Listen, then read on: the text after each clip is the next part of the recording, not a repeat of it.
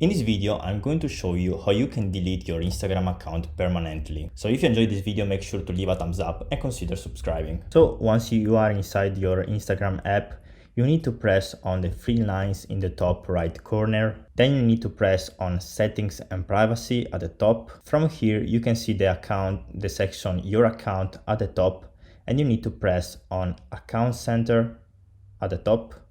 Then here you will see your profile, and you will need to go down on the account settings section. From here, you need to click on personal details.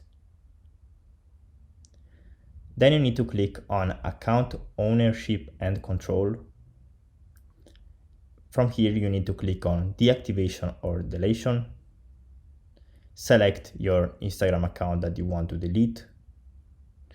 And from here, you need to click on delete account. Then you need to press continue. Then you need to select a reason for deleting your account. And lastly, you need to put your Instagram password. So if you have found this video helpful, make sure to leave us a thumbs up and consider subscribing to my channel.